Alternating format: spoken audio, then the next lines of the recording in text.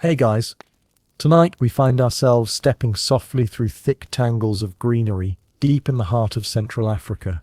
Above, moonlight trickles softly through dense leaves, scattering silvery patterns on the jungle floor. You breathe in the humid air, a rich cocktail of earthy aromas and something you can't quite name. Mystery perhaps, or maybe just a whiff of fear-induced adrenaline. Out here, shadows dance constantly, whispering quiet secrets of civilizations that thrive beyond the edge of your comfortable reality.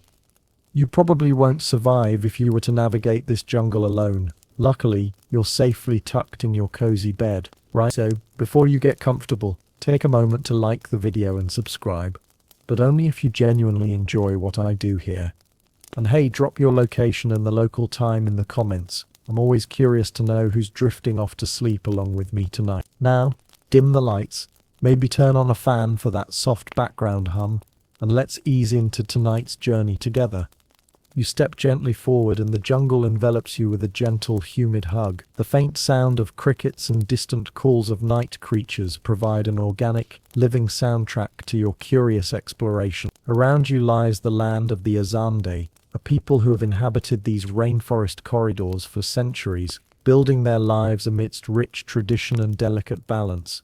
The Azande aren't particularly well known in modern pop culture. No epic movie franchises or hit streaming series dramatizing their world, yet their society boasts some genuinely intriguing practice. And tonight, as you drift closer, it's their poison oracle ritual that quietly beckons, pulling you deeper into the shadows with a blend of fascination and hesitation. Here, at the heart of Azande life, decisions aren't taken lightly or swiftly. No impulsive late-night Amazon shopping sprees for these folks.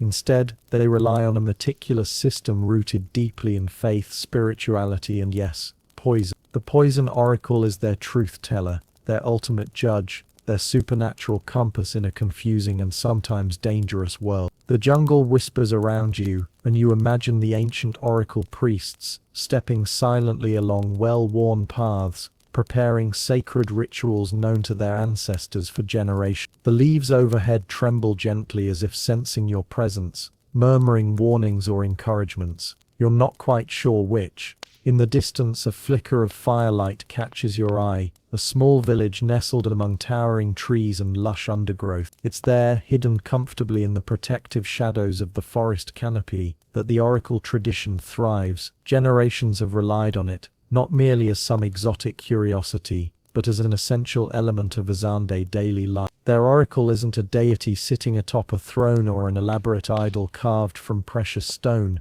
Instead, their oracle manifests in humble creatures, primarily chickens, whose fate, guided by potent poisons, dictates truths and destiny. A chicken oracle might sound like a punchline for your sleepy brain to giggle at quietly, yet for the Azande it holds profound significance. Lives hinge on the twitch or stillness of these feathered prophets. Yet tonight, you won't hurry into the strange practice of reading chicken behaviors, not yet. Instead, you linger a while longer, absorbing the scene and the slow, unhurried pace of the rainforest evening. Each step forward is gentle, unrushed, allowing your imagination to synchronize with the rhythm of the jungle itself. In a world where a 5-minute YouTube ad can trigger your impatience, there's something oddly soothing about the unhurried lives unfolding here beneath the tree. Around you, countless unseen eyes observe quietly, animals and possibly spirits hidden among the dense leaves and creeping vines. After all, this is a land of beliefs older than many civilizations you've studied. The Azande's relationship with the supernatural isn't complicated by flashy theatrics. It's simple, subtle, and woven smoothly into every decision, from minor personal dilemmas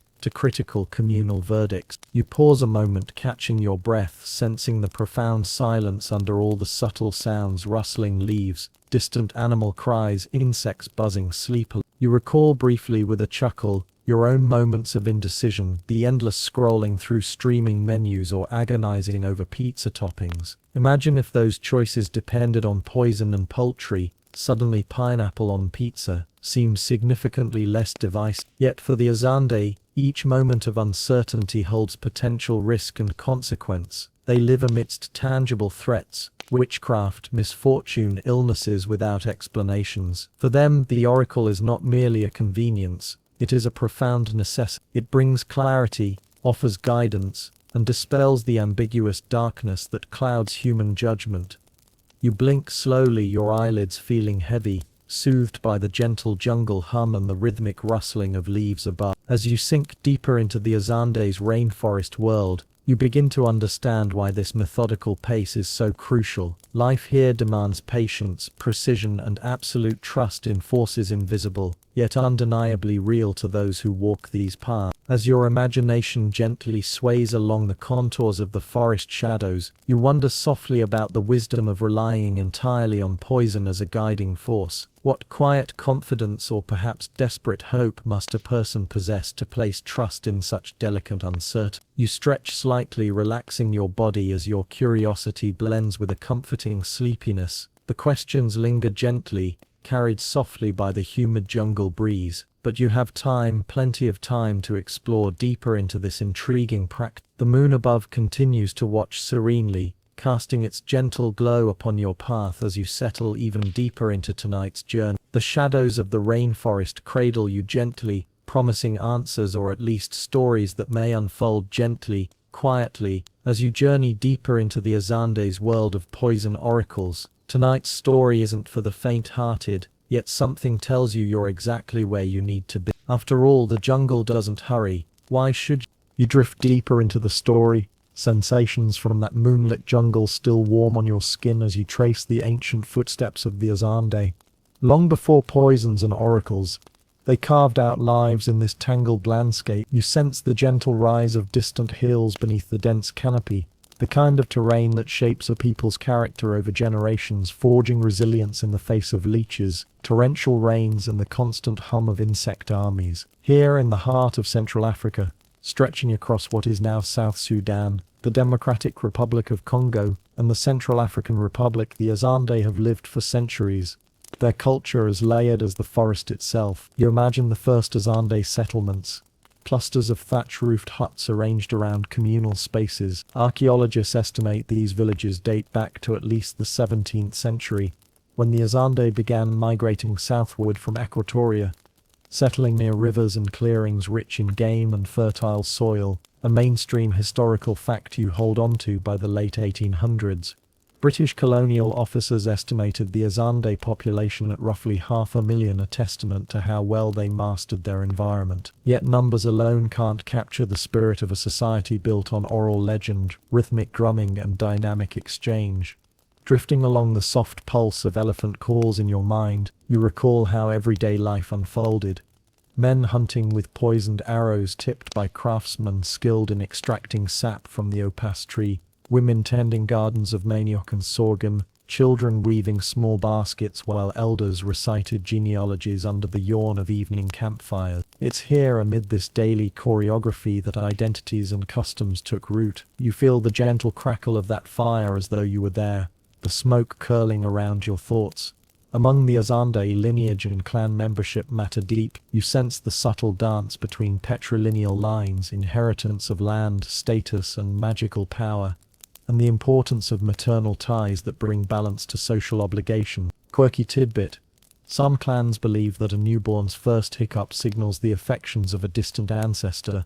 You might even giggle quietly, imagining a baby shuddering in delight at a great-great-grandparent's ghostly embrace. Yet these beliefs aren't mere fanciful stories, they embody the Azande's complex understanding of continuity between living and dead, present and past. Historians still argue whether early Azande society was more egalitarian than its neighbors, or whether hierarchical chieftaincies dominated from the outset. Some researchers point to oral accounts describing communal councils where decisions rested on consensus, while others highlight tales of powerful chiefs whose authority spanned dozens of villages. As you drift between these interpretations, the debate itself becomes part of the dream, layers of possibility swirling like mist among the towering trees. Your mind latches onto one of those misty images, a council meeting held at dawn, torches snapping as dawn light pricks the sky.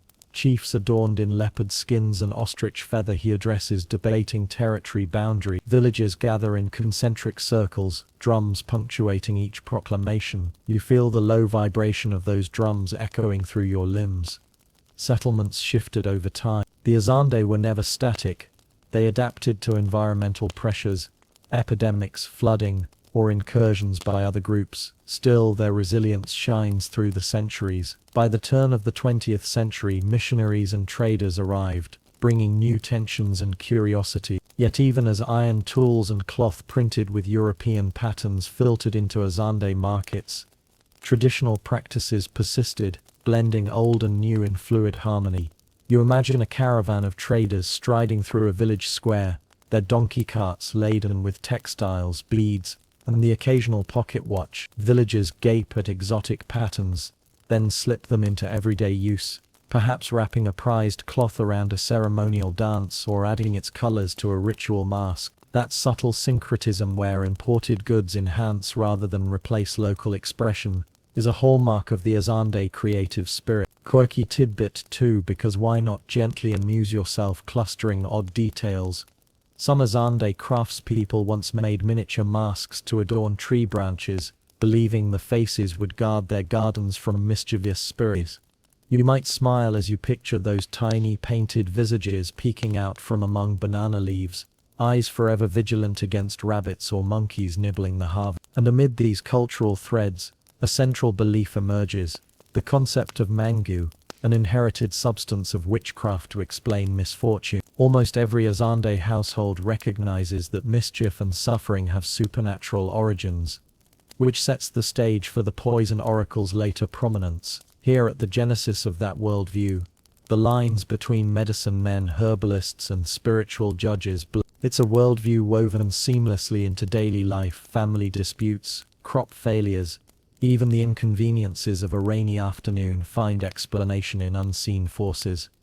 You sense too the importance of storytelling. Oral poetry, called dira, often accompanied ceremony. Singers recounted heroic deeds of ancestral hunters, slaying leopards, or wove cautionary tales of prideful chiefs, swallowed by jealous spirits. These narratives weren't just entertainment, they reinforced social values and collective memory. As you let your thoughts drift into one such story, an arrow that never misses its mark, an ancestral hunter chasing a giant forest boar, you feel the story become part of your sleep-addled consciousness, each refrain pulling you further into the past. Historians still argue whether the dira's influence on memory surpassed that of any written chronicle in neighboring societies. After all, these performance-based histories shift subtly with each retelling, a feature that both enriches and complicates scholarly interpretation. Yet to the Azande, this fluidity is life itself, ever-changing, responsive, and alive. As you lean back into your pillow, gauging the slow rhythm of your breath,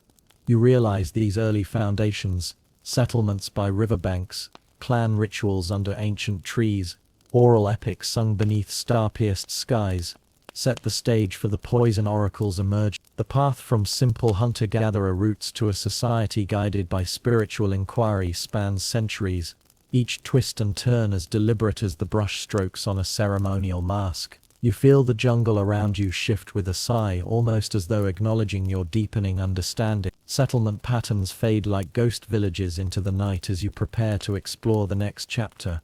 How the slow evolution of beliefs and social structures gave birth to the oracle tradition. But for now, you linger in this birthplace of Azande culture, savoring the gentle rhythms of ancestral life, its blend of practicality and mysticism, resilience and creativity, woven into the very soil beneath your imagined feet. You turn slightly, eyes heavy, feeling the warmth of your blanket as you surrender to slumber.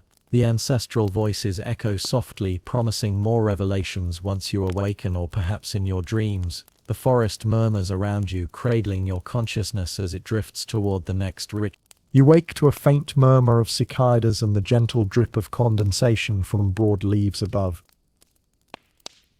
Your mind drifts back to the heart of the village clearing, where a simple wooden stool rests before a low fire. This is where the poison oracle takes shape, slowly revealing truths, long shrouded in suspicion. You follow the narrow path of ritual emergence, feeling the soft earth beneath your feet, moist and cool. No sudden jumps here, just the steady unfolding of a practice born from necessity and belief. Long ago, the origin of the poison oracle slipped into myth, its beginnings lost in the shifting memories of countless seasons. Yet, oral tradition suggests it rose not from a single flash of inspiration, but from gradual experimentation. Imagine a curious hunter noticing how certain sap-coated arrows felled small game almost instantly. A fringe tidbit whispers that early on, a mischievous child once tasted a tiny drop of arrow poison and survived, an incident retold with startled laughter to explain the oracle's initial spark. Over time, that accidental survival, combined with ancestral dreams, sparked the idea that poison might serve not only as a weapon, but as a tool for discovering hidden realities. Historians still argue whether the oracle began as a method to expose witches, or as a means to settle disputes over land, but the truth may lie somewhere in between, diffusing evenly across countless stories told around firelight. You imagine a time when village elders gathered during a twilight council, debating misfortunes, a failed yam harvest, a puzzling child's illness, whispers of sorcery in the night. Ordinary remedies and counsel reached an impasse, and desperation nudged them toward the unknown. Would poison reveal the culprit or the innocent? You slip into the role of one such elder, heart pounding as you watch a solemn man, soon to be the first priest of this practice, kneel before a small clay bowl. He raises it into firelight, incense coiling around his wrists, like restless spirit. You sense his quiet breath forming small clouds in the humid air, with a mixture inside bark from several trees, crushed roots, and that legendary arrow sap, is carefully combined. He murmurs an invocation, calling on ancestral spirits to guide the substance's power. This is not a hasty baptism of poison, but a deliberate consecration, transforming mere toxin into a sacred mechanism of truth. The poison's composition varied from region to region. In some bands, warriors provided arrow poison made from the upas tree. In others, priests collected curare-like substances from vine roots. Quirky detail: a handful of elders insisted that adding a pinch of ground termite mound clay made the poison listen more closely to the spirit world. You quietly chuckle, picturing termites lending cosmic ears to a deadly brew. Once prepared, the oracle required a living subject, traditionally a chicken. You recall that delicate moment. The chicken, white as moonlight, is held gently in woven straps, its wings bound but its head free. You feel its rapid heartbeat vibrating through thin air, a drum of urgency echoing in your chest. Then a carefully measured drop of the consecrated poison is placed near its lips. The chicken hesitates, pecks once or twice, and then the verdict unfolds. You witness the slow, deliberate observation by the oracle priest. Is the chicken's head drooping? Does it stumble? Does it survive the drop and survive again? To you this might seem random, but to the Azande, each twitch signifies a mess. A survival after 3 drops might mean innocence. A singular collapse could mark guilt. The narratives diverge. Some say 3 drops equal absolute exoneration. Others allow 2 drops. But all agree the chicken's response is a direct line to the ancestor. Historians still argue whether the frequency of false positives in poison tests was high. Did innocent chickens perish too often? The debate lingers because the priests rarely recorded failures. Their mission was faith, not statistics. You feel the tension in that unspoken question. Can you trust a chicken's fragile life to judge another's fate? This emergence of the oracle didn't replace older methods overnight. Before poison chickens, divination might rely on scratching patterns in soft clay, reading the stars, or consulting bark-bound spirit boards. But the oracle's visceral drama and its quick results made it compelling. If you think about it, it's not unlike modern courtrooms relying on quick forensics instead of months of testimony, though with decidedly higher poultry casualties. As nights turn into seasons, you see the practice gain momentum. Villagers approach the priest with solemn bows, framing their questions in hushed tones. Is the one who cursed my child truly a witch? Or should our clan move to that distant clearing by the river? Each inquiry demands a ritual gathering under moonlight, torches flickering as witnesses stand guard. You feel the electric hush before the first poison drop, as whether innocent or guilty. The accused watches the chicken's fate to determine their own. Over time, the roles solidify. The oracle priest earned prestige and caution in equal measure. Too much power, and he risked jealousy or accusations of witchcraft himself. Quirky aside, Some priests reportedly kept spare chickens hidden beneath reed mats, just in case a favored noble wanted a particular out, but oral reprimands about honesty kept most priests aligned with community expectations. After all, if the village distrusted the oracle, the priest's very authority would collapse like dry leaves in a rainstorm. You drift back, breathing slowly as the ritual's early emergence settles into pattern. This slow ascent from practical observation to sacred institution whispers of human cunning and a deep desire for certainty in an uncertain world. And though the poison oracle's origins rest partly in legend, partly in practical experimentation, its enduring presence among the Azande speaks to a profound intersection of survival, spirituality and social order. As the ritual's birth story fades like smoke, you sense the forest around you drawing a deep breath. Your own heartbeat slows, guided by the ritual's measured tempo. Ahead lies the next leg of your journey, the careful selection of poison. But for now, the genesis of this ancient practice cradles you gently, like the steady drum of hidden ancestors coaxing you forward deeper into the forest's timeless embrace. You glide silently past flickering torchlight filtering through the foliage, arriving at the village's open-air shrine where preparations for the poison oracle ritual begin in earnest. No hurried fanfare here, only a hush broken by the soft clatter of clay bowls and the rustling of palm fronds overhead. You settle cross-legged on the cool ground, watching as the priest's apprentice arranges ritual implements on a woven mat. Polished coconut shell bowls, carved ivory spatulas, feathers bound in palm fiber. Each item holds its place by quiet consensus, like performers waiting for their cue. A mainstream historical fact whispers through your thoughts. Ethnographers recorded that by the early 20th century, the Azande conducted poison oracle sessions at least twice weekly in larger villages, sometimes even more frequently when tensions ran high. These weren't casual gatherings. They drew participants from neighboring hamlets, each person guided by hope or dread of the oracle's verdict.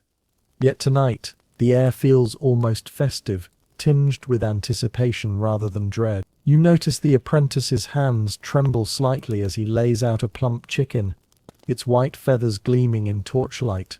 This bird, bound in soft leather straps, will be the sacrificial medium of truth. But before the chicken arrives, the priest sweeps the space with a slender branch of palm, ritually cleansing it of negative energies. You inhale the sweet green scent of the frond, as though inhaling a promise of clarity. Historians still argue whether this cleansing borrowed from regional spirit board ceremonies, or evolved independently among the Azande, but you sense both traditions flowing together like converging streams. The preparation unfolds meticulous. A crowd gathers in a wide circle. Elders whisper last-minute pleas and prayers.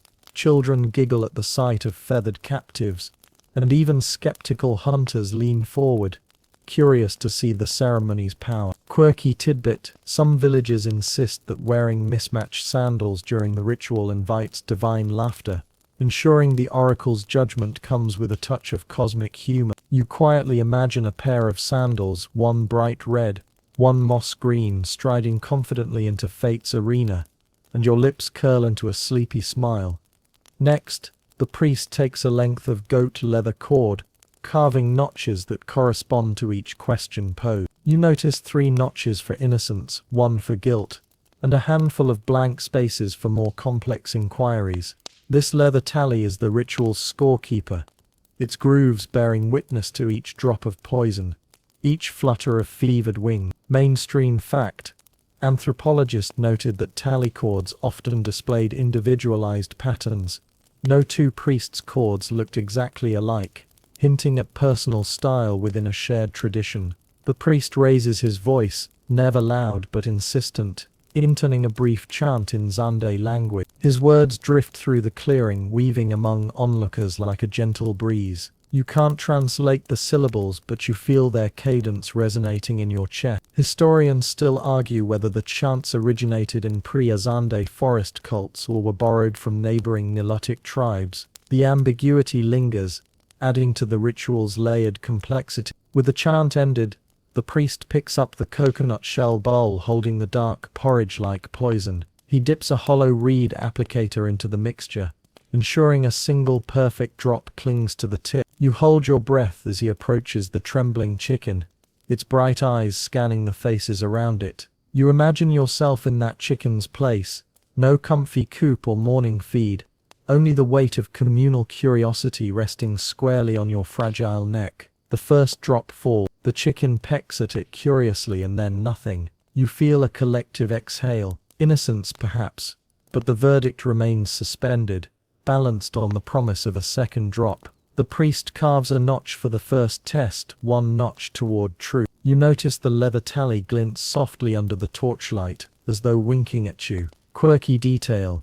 Legend says that once, an elder watched a tally cord mysteriously shift notches during a night ritual, sparking stories of mischievous forest spirits getting involved. You can't help but imagine tiny sprites tinkering with leather grooves, giggling at human seriousness. The priest administers the second drop. This time the chicken jerks violently, its wings flapping in alarm before settling, still standing. The crowd murmurs mixed signals.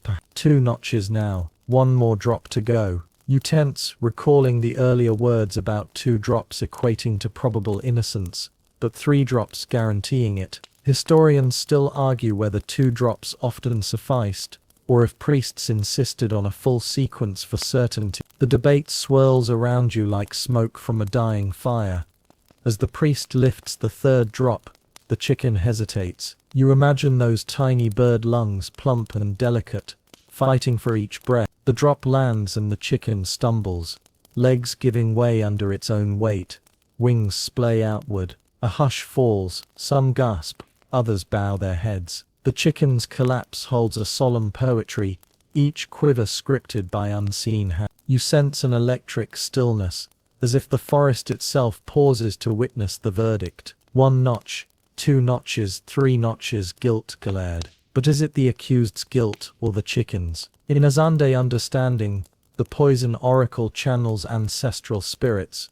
The chicken is but a vessel. It is not the bird that suffers judgment, but the unseen witch or wrongdoer hidden among the living. You watch as the priest slices gently into the cord, marking 3 notches together. The leather hums softly in his finger. Quirky aside, some villagers claimed that a particularly clever chicken once survived a 4th drop, leading to rumors that it was the reincarnation of a mischievous ancestor. The story spread quickly and that chicken was retired to a life of honor, allowed to roam freely and feast on millet, until its natural end. You smile, picturing an elderly chicken sporting a crown of thistle strutting like royal. With the verdict sealed, the accused kneeling nearby rises and steps forward. Their eyes are swollen, heart hammering like a war drum, yet they accept the oracle's word. Whether relief or dread, they mirror the oracle's judgment in their posture. For them this moment cuts through confusion, fear and speculation. It delivers clear guidance, though never without cost.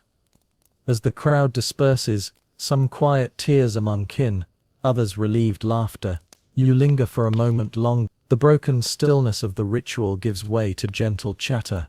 Plans to repair burned granaries, vows to avoid certain forest trails, promises to seek herbal remedies. The oracle's verdict ripples outward, shaping lives and future. You sense the immense weight carried by that single moment under the rainforest canopy.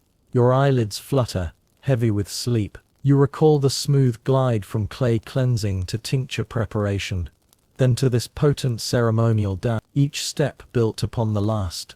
A choreography as precise as any ballet, yet wilder, rawer and steeped in ancestral power. As you lean into your pillow, the memory of that trembling chicken and the notched leather cord echoes softly in your mind, lulling you further toward dream. Ahead lies more courtroom justice under trees, daily oracle consultations, colonial bewilderment, and modern adaptations. But for now, rest calls. The shrill cry of the village fades into distant memory as you drift on, carried by the gentle current of the Azande's truth-seeking ritual. You settle back into the warm glow of torchlight, as the priest calls the chicken oracle's moment of destiny. The crowd hushes, save for the soft murmur of palm fronds swaying overhead. You feel your own heartbeat pulse in time with the feathered oracle's rapid wing beats. Tonight, This white bird carries more than fluff and beady eyes. It carries the weight of accusations, the hopes of the wronged, and perhaps the whispered intentions of mischievous ancestors. First mainstream fact tucked in gently. Anthropologists recorded that the Azande poison oracle frequently used chickens, though other animals such as small pigs or goats were sometimes substituted, especially in larger ritual centers. Yet chickens remain the most common medium, prized for their size, availability, and the ease of binding their legs and wings. You recall the smooth leather straps that held the bird in place.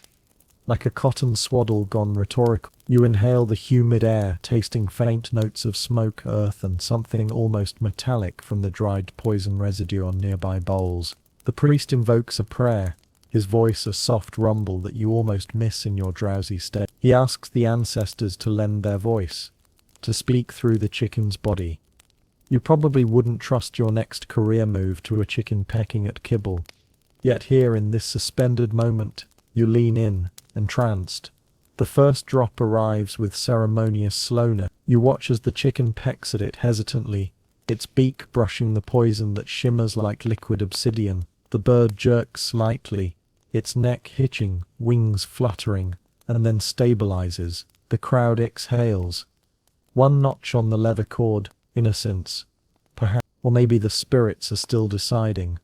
Historians still argue whether priests sometimes applied less poison for favored villagers, subtly biasing verdicts, or whether all poison applications remained rigorously consistent. That question hovers like a mosquito, annoying but hard to swat. A second drop glides down the feather applicator. You feel your shoulders relax as the chicken pecks again, barely flinching. 2 notches, relief ripples through some watchers. Others tighten their lips, waiting for the decisive third. Quirky tidbit. Legend tells of a chicken that once gobbled down all 3 drops at once. Well, in quick succession, prompting villagers to dub it the greedy oracle. They retired it to a life of luxury, extra corn, a private coop, and nightly lullabies, sung by doting children. You can't help but smile, imagining that plump oracle strutting around with an air of feathered royalty.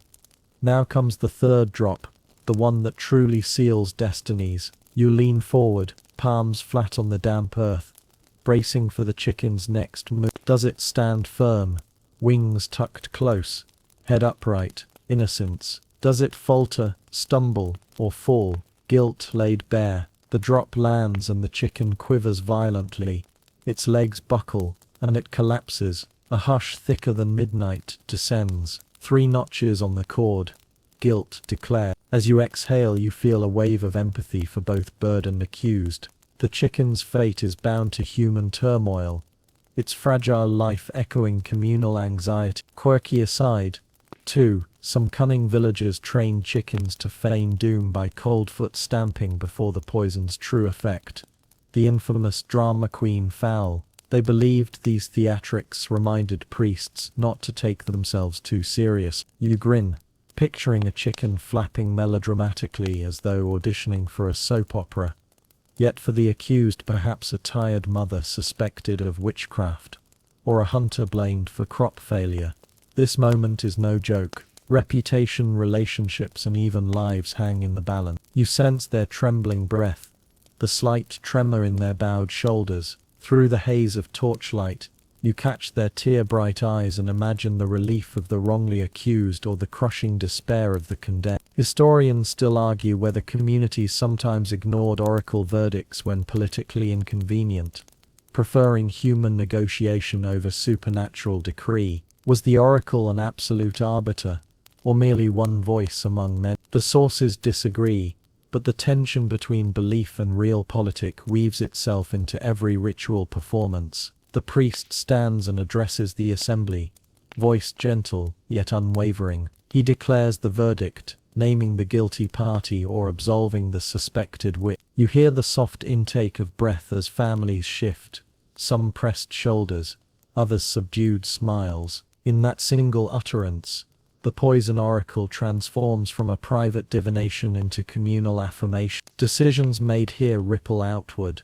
Marriages proceed or halt, Alliances shift and marketplace gossip takes fresh shape.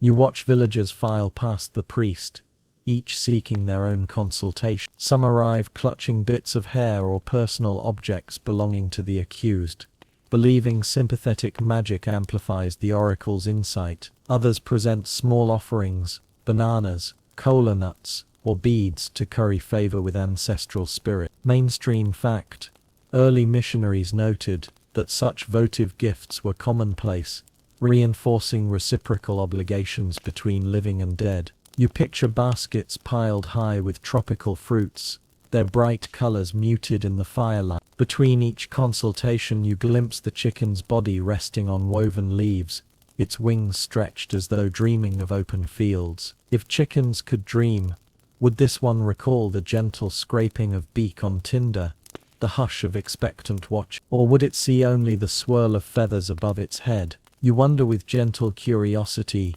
then push the thought aside, remembering the oracle's purpose transcends the avian experience. The rhythmic cycle of drops and notches continues as night deepens. With each session you feel the jungle's chorus swell: frogs, cicadas, distant howls, all responding to human ritual. It's a symphony of natural and supernatural that lulls you further into half-sleep, the line between dream and ceremony blurring. The tally cord fills with notches, a tactile record of truths revealed and mysteries unveiled. In rare cases the chicken survives all 3 drops yet still collapses on a 4th, defying pattern. Some villagers whisper that in those moments the oracle speaks directly through the bird's survival, pointing to deeper layers of magic beyond standard calculations. Historians still argue whether such anomalies prompted priests to revise dosing protocols, or simply mark those cases as exceptional. You imagine a secret meeting of elders,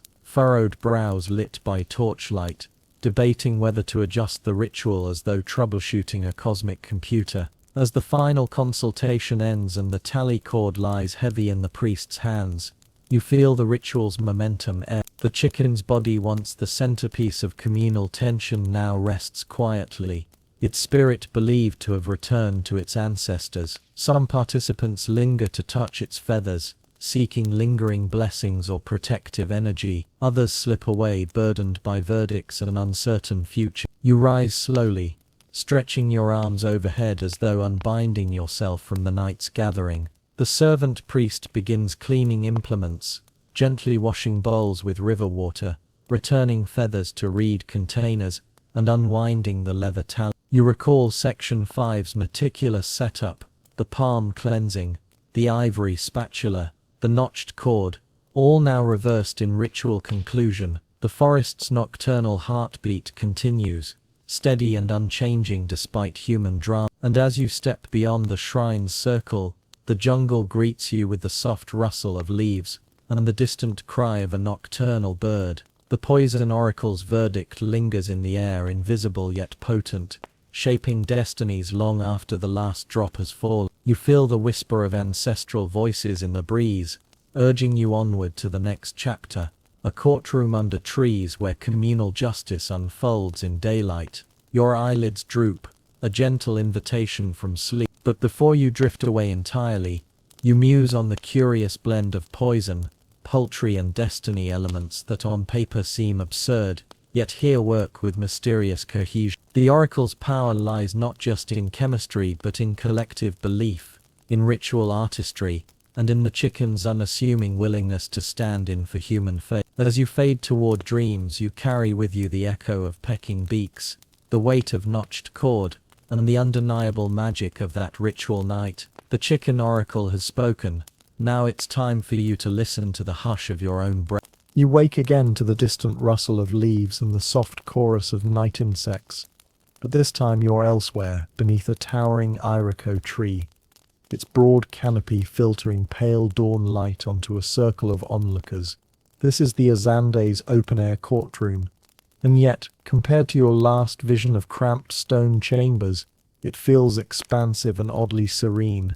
The jungle itself forms the walls, vines draping like muted tapestries. Here, justice isn't hidden behind pillars of marble.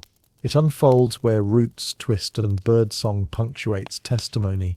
a mainstream historical fact to anchor your thoughts. By the early 20th century, British administrators noted that Azande tribunal meetings occurred regularly in village clearings, with the poison oracle often convened to resolve land disputes, theft accusations, and serious interpersonal conflicts. You sense that whatever tension arises, the oracle's verdict will cut through arguments sharper than any colonial court's gavel. You stand among villagers who've gathered at the day's first light. Men in embroidered tunics lean against tree trunks.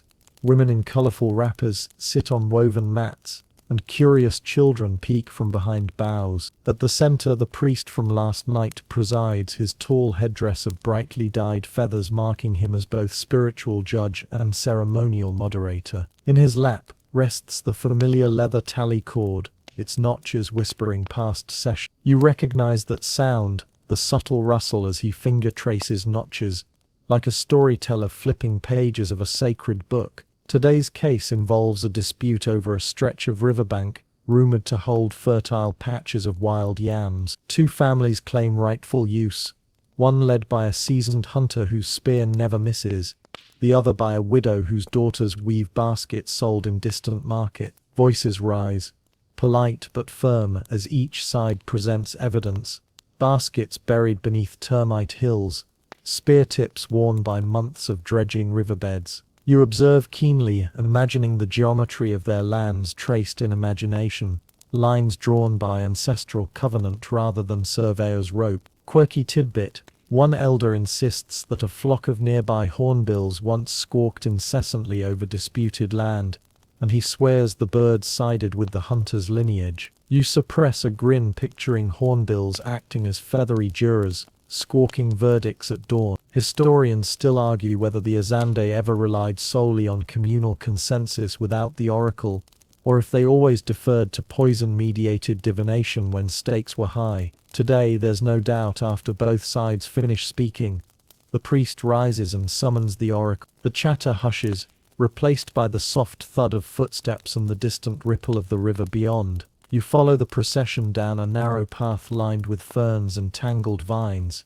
arriving at the same shrine clearing you visited yesterday. The morning mist clings to grass blades, glinting in torchlight still flickering from last night's embers. The chicken oracle awaits, its feathers damp from dew. Villagers stand back respectfully, forming concentric rings that echo last night's pattern.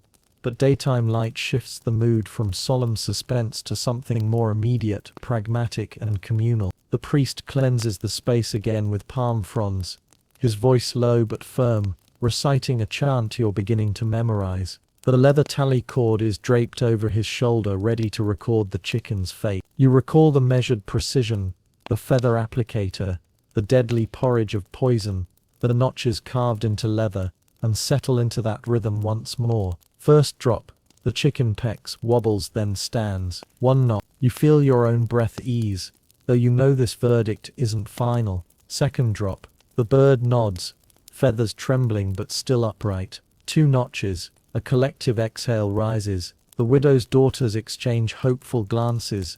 The hunter's men tighten their grips on hidden scarves. Third drop, the chicken crumples, legs splay, wings flatten. Three notches, the oracle has spoken. Guilt? Innocence? The priest announces innocence. The widowed family may keep the riverbank. Relief washes across faces. The hunter nods in quiet respect, his spear lowered. You sense the power of this communal acknowledgement. A single act of divination restores harmony, averting feuds that could rupture entire networks of kinship. Quirky aside, villagers sometimes leave small gourds of palm wine at the shrine after favorable verdicts, believing the ancestors enjoy a communal toast. You picture tipsy ancestral spirits raising ghostly cups in approval. When sentences are harsher, say accusations of witchcraft or theft, the oracle's courtroom can be more somber. Sometimes the guilty party must perform public reparations, replanting destroyed gardens, offering valuable beads, or even facing temporary exile. The oracle's verdict isn't always final punishment. It often guides restorative justice, blending forgiveness and recompense. Historians still argue whether exile ever served as a capital sentence or simply a cooling-off period before reintegration. The records remain elusive. hidden in oral narratives passed under moonlight. Back in the clearing, the widowed mother steps forward to touch the fallen chicken's feathers, thanking the ancestors for their intervention. You watch her smile, tired yet triumphant, and feel the communal tension dissolve into soft chatter. Plans are made to share a meal of wild yams and smoked fish, a feast symbolizing renewed trust and cooperation. Children dance around the clearing, mimicking hornbills and chickens, their laughter mixing with the jungle's morning chorus. You lean against the iroko tree, inhaling the scent of damp earth and cooking fire. The open-air courtroom fades as you drift toward the next scene, where notions of witchcraft collide with oracle verdicts. But before that, you savor the astonishing cohesion, how a ritual centered on poison and poultry can uphold social order, translating uncertainty into collective resolution. In this place, history isn't written on parchment, but etched in every gesture, every peck, every notch. Your eyes grow heavy with contentment. The river's gentle murmur and the distant call of a howler monkey beckon you onward, deeper into the Azande's world of belief in action. As you slip back into sleep's embrace, the memory of today's verdict lingers like the imprint of a feather on leather, subtle, precise, and enduring. You stir as dawn's golden haze filters through vine-tangled branches, carrying with it the scent of damp earth and distant smoke. You've returned to the village clearing where familiar faces gather once more. Yet today the tension crackles differently. Whispers ripple among onlookers. Misfortune or witchcraft? The question hangs heavy, like thick mist over a stagnant pool. Here suspicions swirl like moths around a flame, and the poison oracle stands poised to separate coincidence from malice. A mainstream historical fact surfaces. Ethnographers documented that the Azande attributed up to 80% of unexplained calamities, crop blights, sudden illnesses, tragic accidents to witchcraft or mangu, rather than random chance or misfortune. This pervasive belief shaped every aspect of life, as tangible and routine as rain or harvest cycles. Yet you feel that for the villagers, hidden forces weigh more heavily than the seasons themselves. You settle on a carved wooden bench, the plated bark beneath you stiff but curiously comforting. Around you, families clutch talismans against their chests, and elders whisper protective chants under their breath. Children peer anxiously from behind skirts, learning early that misfortune can be contagious unless checked by ancestral power. Historians still argue whether Azande witchcraft beliefs were primarily a social control mechanism or an earnest metaphysical system. Did these convictions enforce moral order, or did they express genuine spiritual insight? The debate drifts through your mind like smoke, refusing to settle. Today's case is particularly delicate. A sudden outbreak of malaria claimed 3 children in one extended family. The bereaved parents, grief-stricken and desperate, declared it impossible that mosquitoes alone could be blamed. Someone's mangu had cursed their sleeping quarters. Fingers point toward the neighbor who argued over land till dawn, and toward the wife of a respected hunter whose laughter has lately grated on local ears. Suspicion arcs through the crowd like a live wire. Quirky tidbit: some villagers insist that if a witch's heartbeat echoes in the palm, you can almost hear it drumming softly, even under your own ear pressed against their chest. They demonstrate by placing a hand on a friend's palm, closing their eyes and nodding gravely, as if spanning realms on that single touch. You suppress a sleepy grin, wondering how many times this playful test veered into real accusation. The priest arrives, donning his feathered headdress like armor. He gestures for silence, and the crowd shudders its breath, waiting. You recall the ritual's precise choreography: palm cleansing, tally cord ready, chicken tethered. Nothing is left to chaos. Even the slightest breeze is coaxed into cooperation. A hush falls. The priest kneels before the waiting bird, a small circle of women forming behind him. They clutch strands of red and yellow beads, offering silent prayers. Their eyes glisten, reflecting both hope and dread. You lean forward, catching the faint metallic tang of leftover poison on the nearby bowl, an olfactory reminder of justice's sharp edge. First drop, the bird pecks, then jerks violently, shaking its head as though trying to shrug off unseen weight. One notch, collective intake of breath. The accused stands stoic, the quarrelsome neighbor, chest squared, the hunter's wife, shoulders hunched. Both maintain inscrutable expressions, though you catch a tremor in one lip. Second drop, the chicken pecks again, less forceful this time, then flops onto one wing before rising with a shudder. 2 notches, women murmur soft prayers, clutching hands together.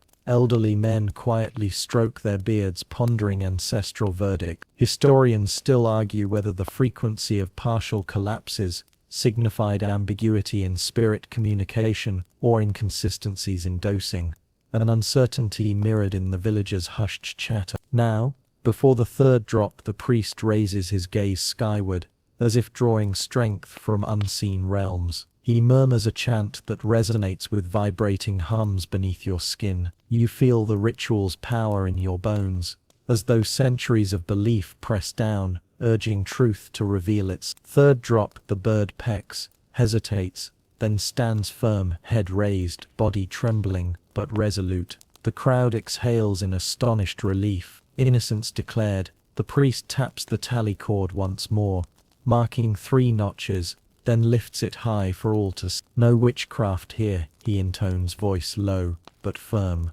This was misfortune, and we grieve with the afflicted. Seek treatment, soothe hearts, and move forward.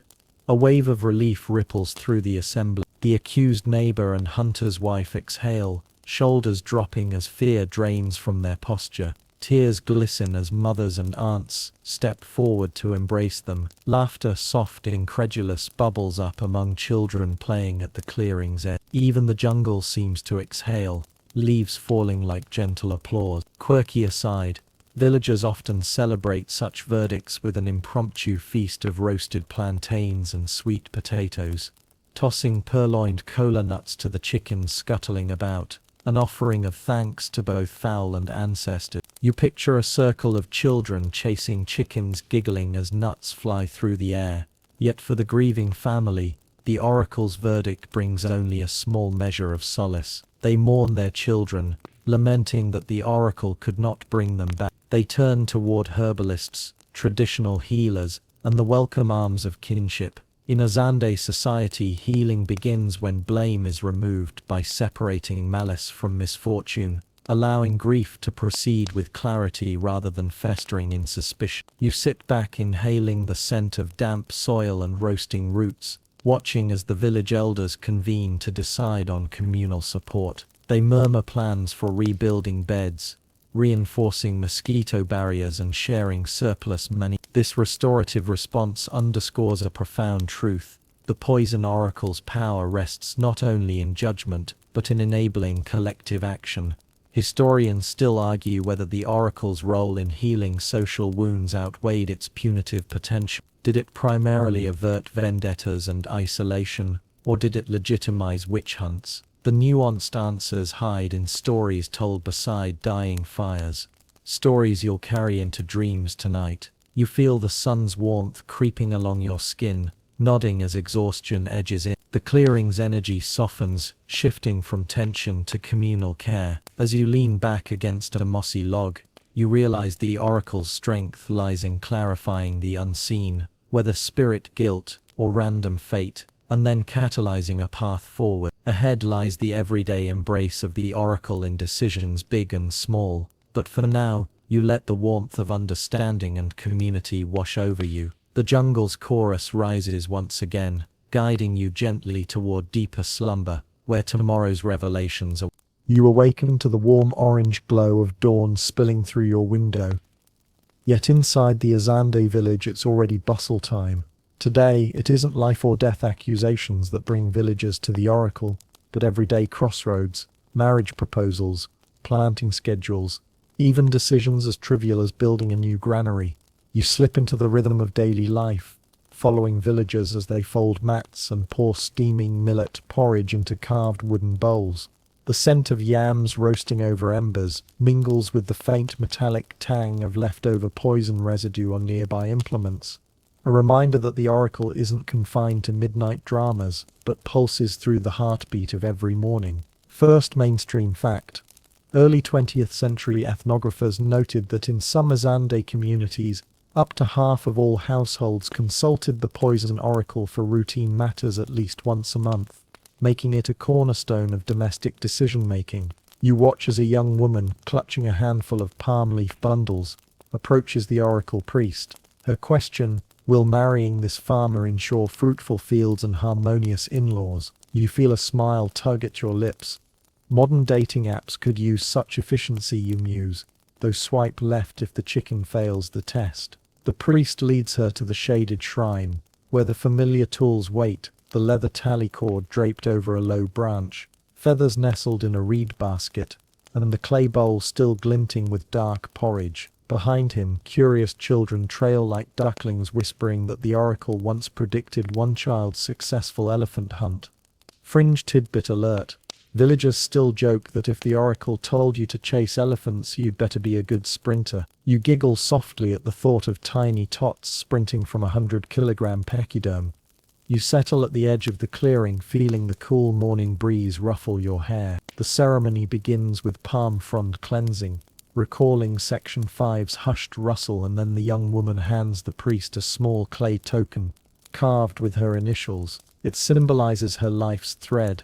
A quirky practice some say helps the oracle find you among ancestors. Historians still argue whether such personal tokens were authentic ancient customs or later additions influenced by neighboring spirit board rituals. Either way, the intimacy of carving your name into clay tugs at your heart. The first drop lands on the chicken's beak, and it flutters one notch. You hold your breath. 2 drops follow, and the bird stands firm. 2 notches, a collective exhale, only 1 more. With that final application, the chicken tilts its head, stares at the sky, then collapses gently. 3 notches, yes to marriage and prosperous field. The young woman's eyes shine with relief. You almost reach out to offer her a handkerchief, but remember polite distance. She beams, imagining wedding feasts beneath that same canopy where she now stands.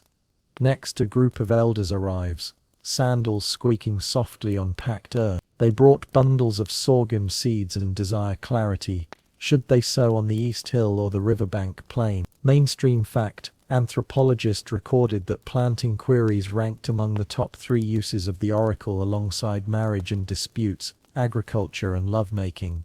An odd but effective ritual trio. You follow them down a narrow path, inhaling the smell of damp grass, imagining rows of green shoots sprouting in perfect alignment. Again the tally cord comes alive with notches, 1 for East Hill's promise of sun, another for Riverbank's promise of richer soil, and a decisive 3rd for the river's edge. You overhear an elder whisper, "Better watch for hippos," and stifle a sleepy chuckle. Perhaps the oracle should consult animal safety rituals next time. The verdict announced, they scatter to inform their fields, traders already packing sacks of seeds for market. Throughout the day you drift from question to question.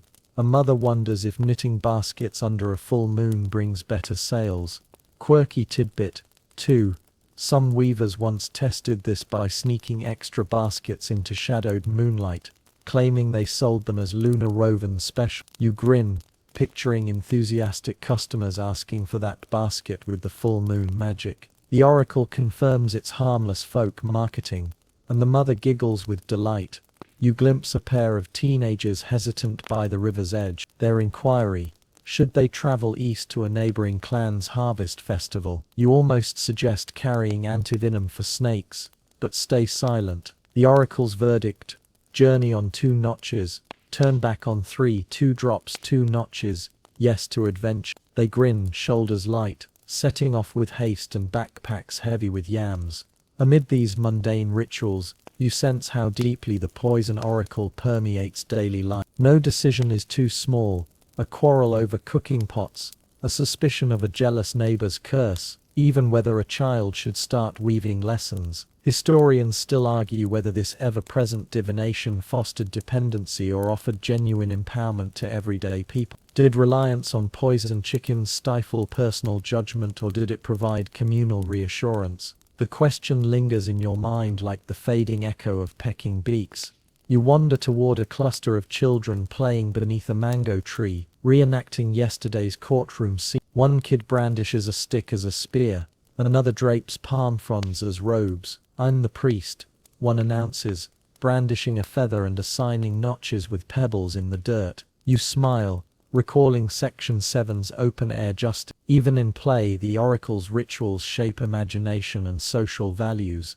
As the sun climbs higher, the smoke from cooking fires swirls toward the treetops. You pause at a stall where villagers sell talismans molded from termite clay, a callback to Section 4's metaphysical tuning. The vendor winks, explaining that the clay charms amplify the oracle's whisper. You purchase one lightly, fingers tracing its rough surface, amused by the thought that termites once conspired in cosmic gossip. By mid-afternoon the shrine lies quiet, the tally cord coiled neatly, feathers tucked away. You settle on a sun-warmed stone reflecting on the day's tapestry, decisions woven through poison-tipped rituals, answers drawn drop by drop. The village hums with contentment, marriages planned, fields sown, journeys begun, all guided by a chicken's subtle twitch. In this daily dance, the oracle offers structure to uncertainty, turning mundane choices into moments of communal ceremony. It reminds you that belief can transform the ordinary into the sacred, and that even the smallest question, "Where should we plant?" deserves the gravity of ancestral voices. As your own eyelids grow heavy, you realize that the poison oracle's pulse echoes not only in the jungle, but in your own steady breath, a gentle reminder that in life's garden, every seed of doubt can bloom into certainty. You stumble through a haze of dreams, only to find yourself standing on the cracked veranda of a British colonial outpost, its whitewashed walls gleaming awkwardly against the lush jungle backdrop. The midday sun glares off tin roofs while cicadas drone like tiny gramophones. You're suddenly very aware of your stiff linen collar and polished boots, both sticking to your skin in the humidity. These colonial officials, pampered, punctual and pinch-faced, have never seen a chicken oracle in action. Yet here they are, craning their necks from behind shuttered windows, eyebrows raised higher than their pith helmets. A mainstream historical fact murmurs through your consciousness. Anthropologist E. Evans Pritchard noted in his 1937 study that colonial administrators often dismissed the poison oracle as superstition, treating it as a quaint curiosity rather than a legitimate, legal institution. They struggled to reconcile notions of divine judgment, delivered by chickens, with their own courts of law, complete with judges in robes and stacks of papers. You can almost hear their puzzled mutterings. But where is the judge? Where is the codified statute? Historians still argue whether this dismissal stemmed from genuine misunderstanding or a desire to assert imperial superiority. You slide forward barefoot now as the colonial magistrate emerges, spectacles perched precariously on his nose. He's followed by a retinue of clerks clutching ledgers and quills, eager to transcribe verdicts in meticulous cursive. You sense their incredulity as they witness villagers gathering around the familiar shrine clearing, the poison porridge waiting in its coconut bowl. Their polished world ballrooms, ivory towers, railway schedules, feels a continent away from this earthy ritual. A fringe tidbit flutters into view.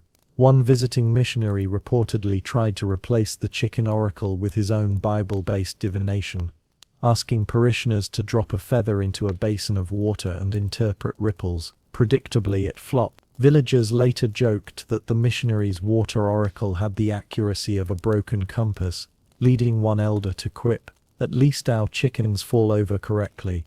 You quietly snort, the absurdity of a ripple-based verdict echoing through your sleepy mind.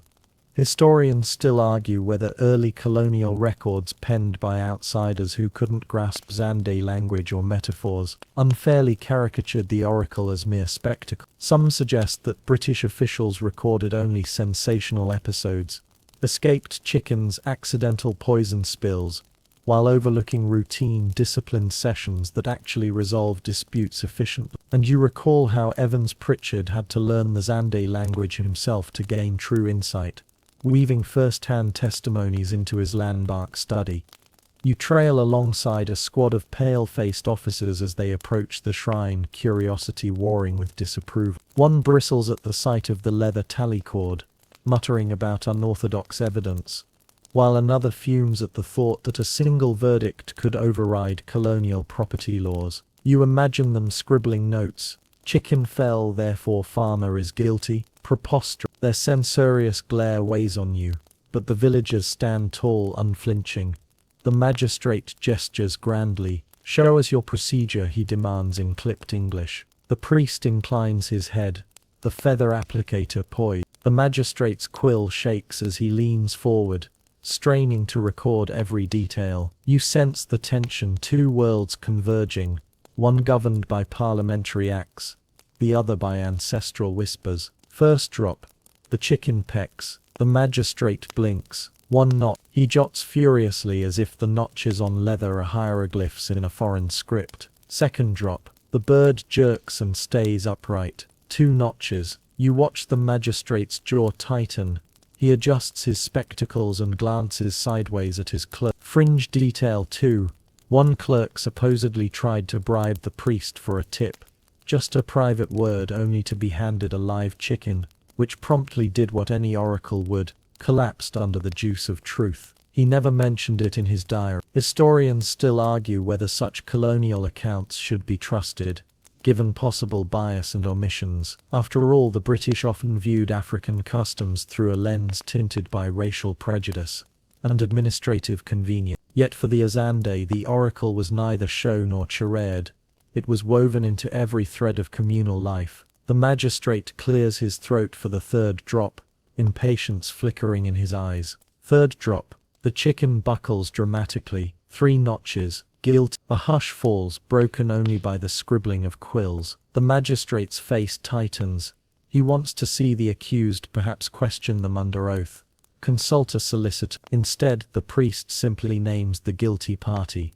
The accused steps forward, head bowed, and accepts the verdict without protest. You shuffle too, amazed by the solemnity. Families sigh in relief or slump in disappointment. Emotions roar, and yet the magistrate can only watch.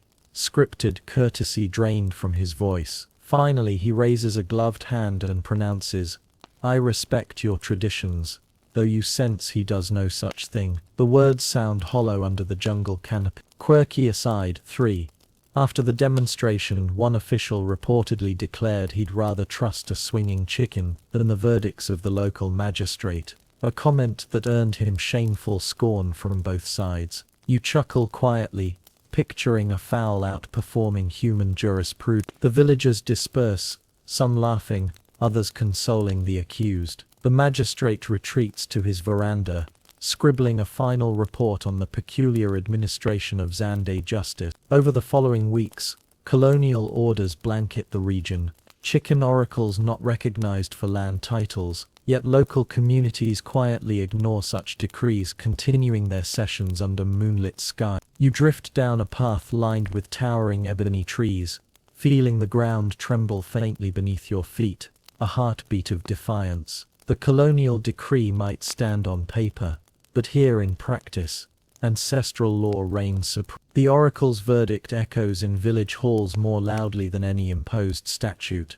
You linger on that defiance, the quiet power of belief bending the arc of authority beneath sprawling leaves. As you turn your gaze upward, shafts of golden light break through the canopy, illuminating motes of dust like fleeting spirits. You sense the next chapter calling, the gentle footsteps of E. Evans Pritchard himself, documenting rituals with academic rigor and profound respect. But for now you let the image of flustered colonial officials fade into the past, carried away on a breeze scented with clay and chicken feathers. Your eyelids droop as colonial questions give way to anthropological curiosity. The jungle's hum pulses softly, guiding you toward the next scene, where scholarship meets tradition in a dance as intricate as the tally chord itself. You wake to the soft crackle of candlelight dancing across a small desk, scattered with notebooks and worn maps. You're no longer in the village, but huddled inside a colonial bungalow, papers strewn like fallen leaves around you. Here sits Edward Evan Evans Pritchard, though you call him Evan for brevity, poised over his pen, translating the living breath of Azande life into ink and footnotes. You lean close, feeling the musty scent of old paper and pipe tobacco swirl through the room. a scholarly aroma far removed from the heady perfume of jungle foliage. A mainstream historical fact anchors you. In 1937, Evans Pritchard published Witchcraft, Oracles and Magic Among the Azande, a work that would reshape anthropology by treating Azande beliefs with rigorous respect, rather than dismissive curiosity. You hear the scratch of his quill as he records villagers' testimonies, his brow furrowed in concentration. Night after night he sits here, cross-legged on a low stool, listening to elders recount poison oracle rituals with the same patience he might afford an ancient manuscript. You settle into a wooden chair opposite him, notebooks open.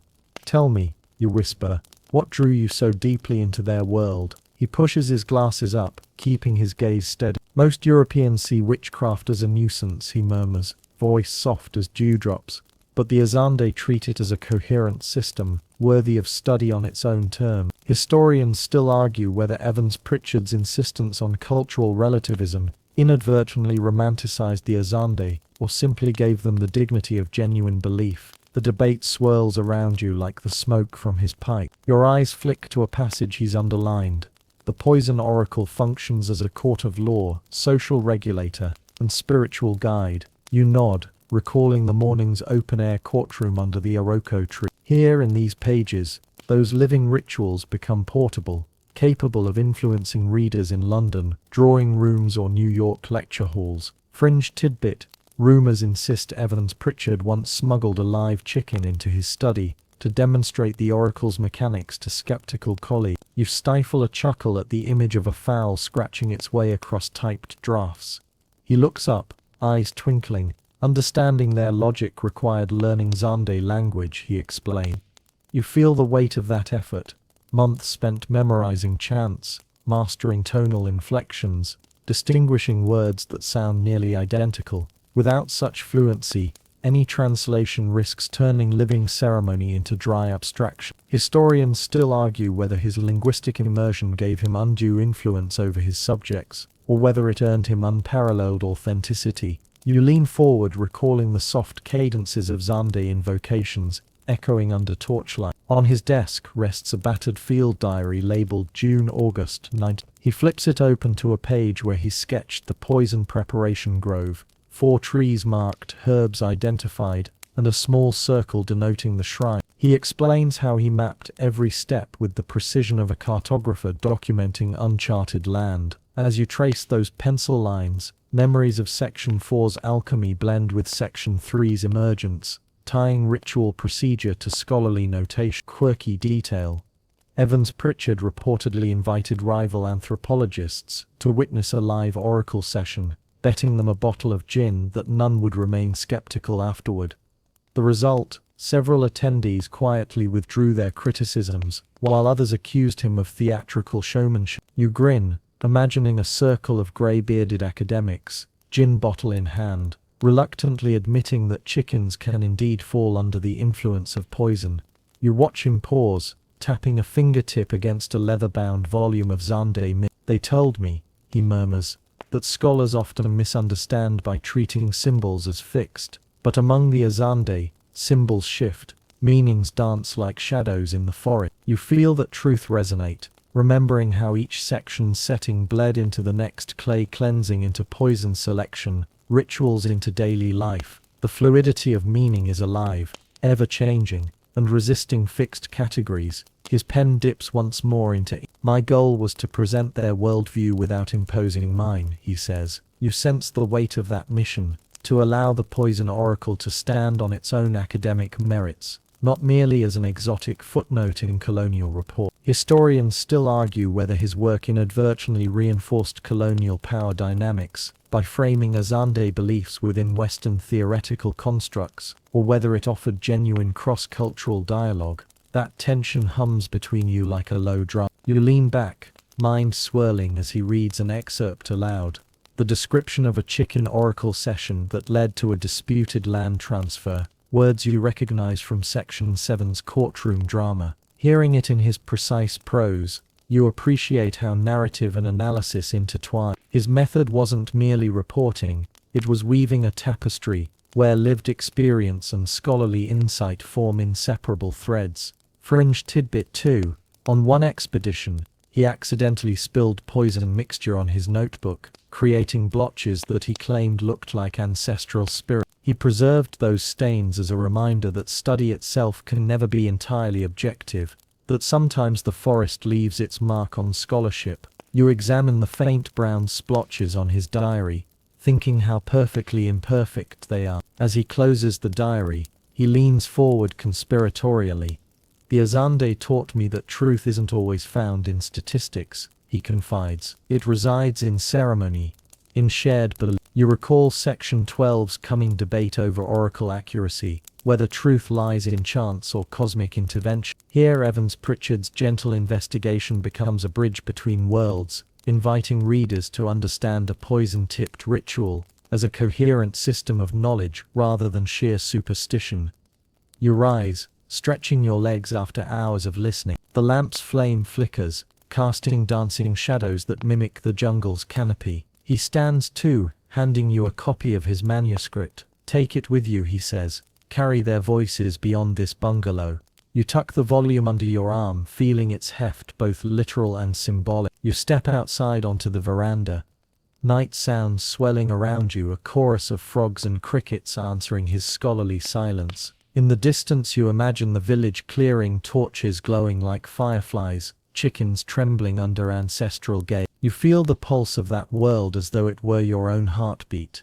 Ahead lies Section 12's inquiry into whether the poison oracle's accuracy springs from magic or pure happenstance. But for now you linger at this crossroads where anthropology meets tradition. You've witnessed Evans Pritchard's gentle investigation, his unwavering respect, his linguistic devotion, his willingness to let the Azande speak in their own tongues. It's a reminder that every story you've heard, every ritual you've walked through, has depth beyond first impression. You close your eyes, inhaling the night air, letting the scholar's dedication settle into your bones. The candle inside guttering, you feel sleep beckon, quiet, insistent, respectful of the journey so far. As you drift toward dreams, you carry with you Evans Pritchard's guiding principle, that understanding begins when you listen without imposing, when you let belief shape your own perspective. You awaken to the muted thump of distant drums and the soft murmur of night insects as you settle into the familiar shrine clearing,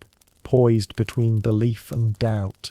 Tonight's ritual feels heavier, charged with questions that extend beyond simple guilt or innocence. You lean forward, fingertips grazing the dew-damp earth, as the leather tally cord and poison bowl await their roles in a debate centuries old. Is this oracle true magic, or just blind chance cloaked in ceremony? The priest's apprentice approaches, carrying the feather applicator like a delicate brush poised over a masterpiece. You inhale the humid air, tasting hints of damp clay from yesterday's termite mound talismans, and the faint tang of curare still clinging to wooden bowls. This sensory cocktail is oddly comforting, reminding you of every ritual step from sections 4 through 6, each flowing seamlessly into the next like river currents beneath your feet. A mainstream historical fact anchors your thoughts. Early 20th century observers recorded that the Azande poison oracle produced the same verdict in roughly 85% of repeated tests on identical questions, suggesting remarkable consistency in ritual procedure, though whether that consistency equates to true accuracy remains contested. You feel the weight of that statistic settle in your mind, like a pebble dropped into calm water, sending ripples of doubt across the mirrored surface. The priest begins with a quiet chant, his low voice crooning over the clearing like distant thunder. He lifts the tropical night air into his words, weaving Zande phrases that slip into your consciousness as both melody and meaning. You probably wouldn't trust your Wi-Fi to stay connected through that chant. Yet here in this vaulted canopy, faith holds stronger than any rotor signal. The first drop glistens on the feather tip, a precise orb of dark liquid. The chicken peers at it, head cocked, eye glinting like obsidian. It pecks once, twice, and stands firm. You suppress a yawn, one notch for innocence. Historians still argue whether this first drop's hesitancy signals genuine ancestral intervention, or simply the chicken's reluctance to sample metallic flavor. The line between spirit world and diet preference remains tantalizingly blurred. The second drop descends, and the chicken trembles before steadying, its feathers rustling like silk in a gentle breeze. 2 notches. You let out a silent whistle. That rustle is so crisp, you almost half expect to hear a marketing slogan. Rustle, the fabric of destiny. You grin despite yourself, imagining AD executives pitching Oracle chick to modern influencers. You might even subscribe for that. Now the third, and perhaps final drop. The feather quivers in the apprentice's hand, the drop hanging in perfect balance. You feel your pulse sync with it, swaying, a pendulum measuring the tension between belief and skepticism. The chicken pecks. It hesitates. It falters, legs buckling under ancestral weight. 3 notches. Guilt declared. A hush thicker than midnight envelops the clearing. You sense every breath held, villagers waiting for relief, the accused bracing for impact. Yet something in you stirs.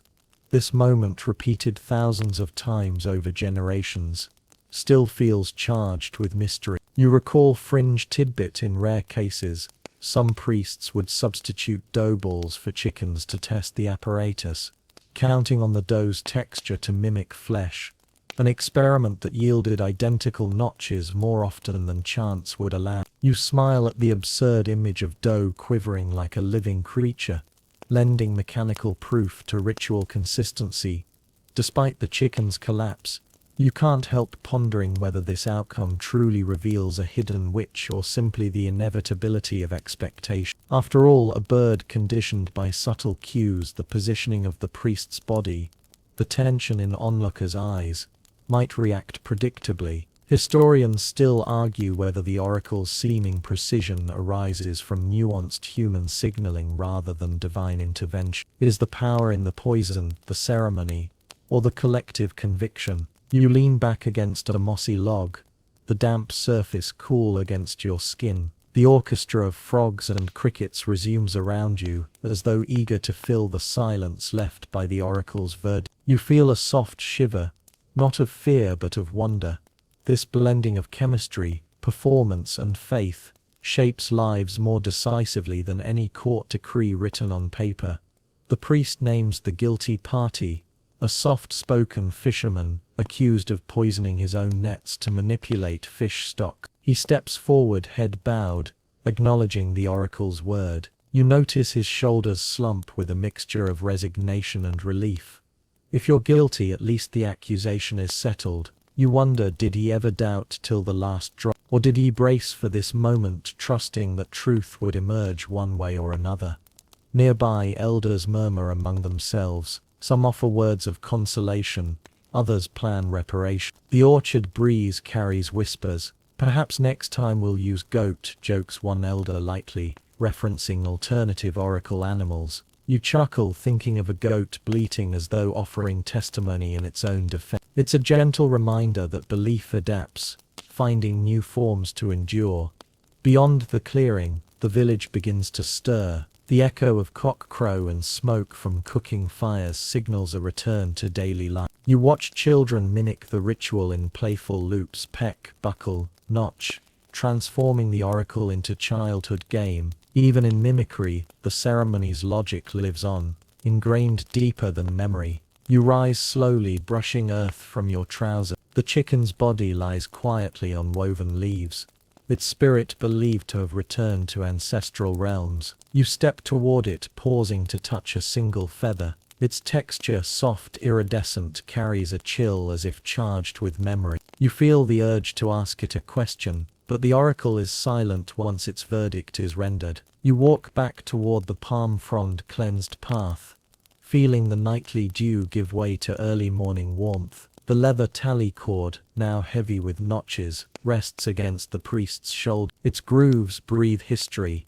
each notch a confluence of poison, faith, human artistry, and communal will. As you drift toward the edge of sleep, you carry this debate with you, whether the chicken's collapse arises from cosmic justice or human choreography. The lines blur between spirit voices and subtle cues. between the chemistry of toxins and the alchemy of belief. You realize the poison oracle's true magic may lie not in confirming guilt, but in providing certainty, transforming doubt into action, rumor into resolution, chance into shared conviction. The jungle hums around you, a lullaby of frogs and insects weaving through rustling leaves. You feel sleep's tender hand upon your shoulder, beckoning you away from questions into dreams. Yet even as you surrender, part of you clings to that clearing, to the echo of petals on poison, to the notches that chart human hopes and fear. The debate remains unresolved, a question you'll carry through slumber and into the light of tomorrow, because some truths, like shadows in this rainforest, resist definitive answers, yet their presence shapes life as surely as any verse. You blink awake to the warm hum of a solar-powered radio crackling softly in the corner of a concrete block community center. Gone are the palm thatch huts of yesterday's dream. In their place stand painted schools, clinics, and a small shop selling SIM cards. Yet beneath this veneer of modernity, the poison oracle tradition persists, woven into daily life like a stubborn vine refusing to be cut. You slip into a woven plastic chair, its bright colors reminding you of Section 9's market stalls, and prepare to witness how the Azande navigate ancient belief in an age of smartphones and satellite dishes. A mainstream historical fact anchors your thoughts in the 21st century. Ethnographic surveys recorded that over 60% of Azande individuals under 40 still consult the poison oracle for major life decisions, showing that tradition and modern education coexist rather than clash. You sense the gentle tension between clinics advertising malaria prophylaxis and ritual specialists offering ancestral certainty.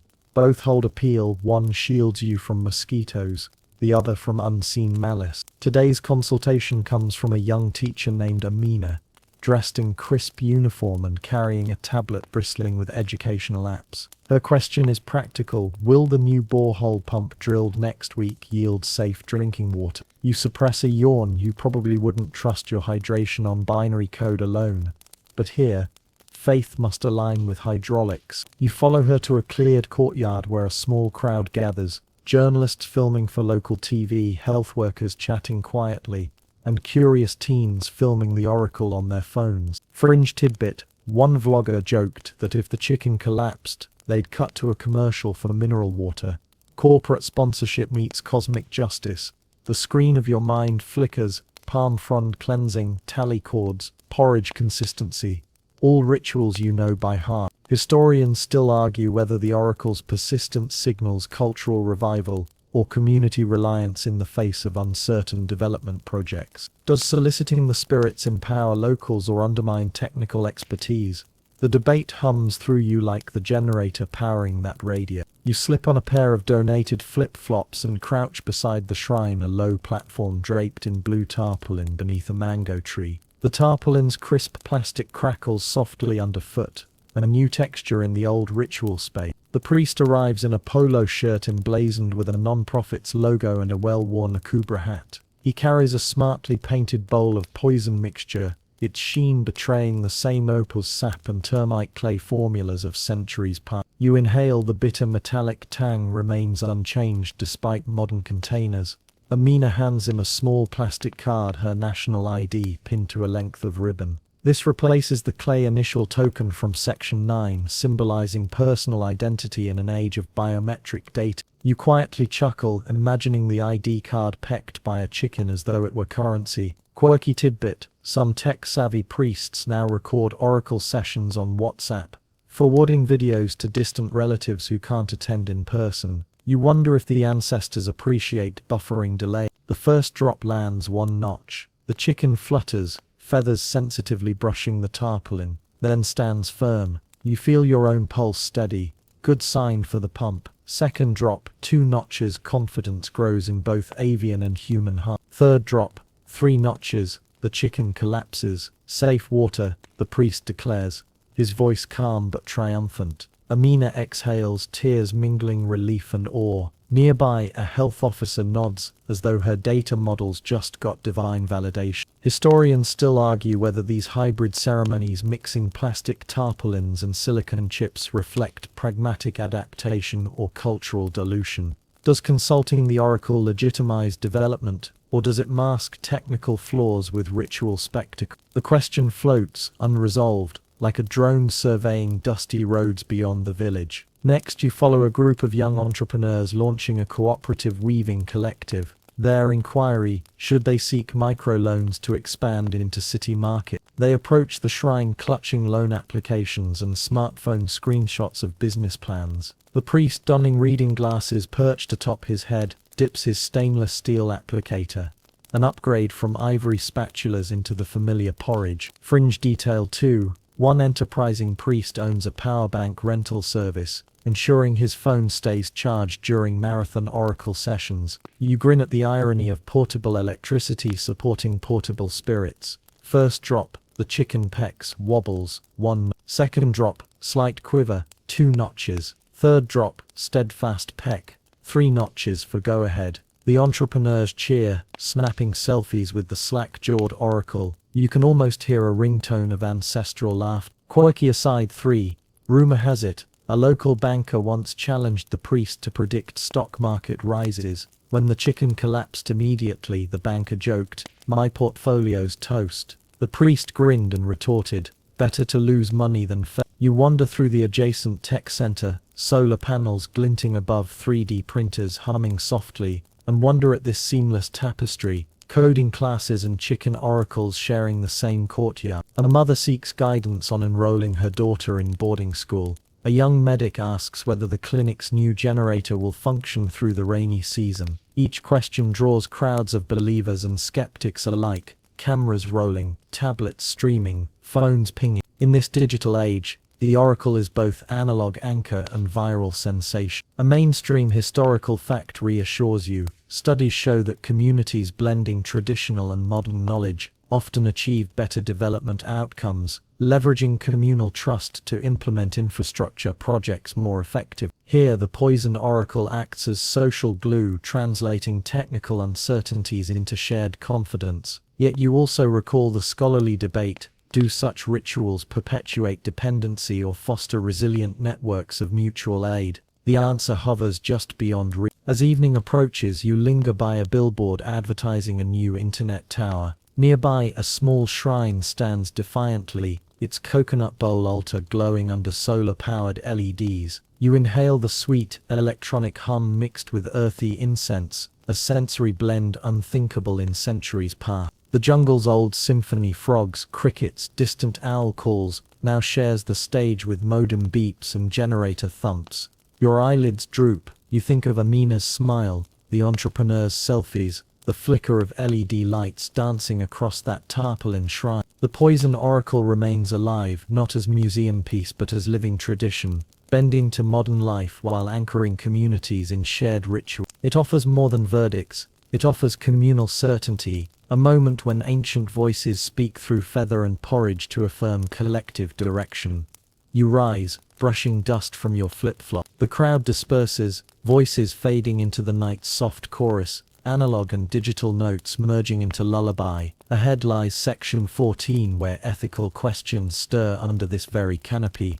But for now you rest in the comfort of living tradition, adapting, evolving, persist. Your heart slows, lulled by the gentle hum of LEDs and distant radio static. Sleep beckons softly, promising dreams woven from fiber optics and foul feathers alike. As you drift away, you carry this vision of modern Azande life, a tapestry of laptops and leather cords, of SIM cards and sacrificial chickens, of both code and cosmos guiding every step. You rise before dawn's first light, drawn back into the sacred courtyard where the poison oracle's rhythms now pulse with more complexity than ever. Today you sense a shift in atmosphere, a murmur of introspection weaving through the gathered villagers. The trees themselves seem hushed, as though leaning in to listen. What moral shadows linger beneath the oracle's bright reveal of truth? You settle onto a woven mat beneath the mango tree, your breath steadying as you prepare to navigate questions that extend beyond guilt or innocence into the realm of ethics and cultural reflection. A mainstream historical fact anchors this moment. By the mid-20th century, critics both inside and outside Africa began questioning the ethics of animal sacrifice and the human costs of relying on oracles, prompting early dialogues on animal welfare and legal modernization. These debates echo softly through the clearing, reminding you that no tradition exists untouched by evolving moral standards.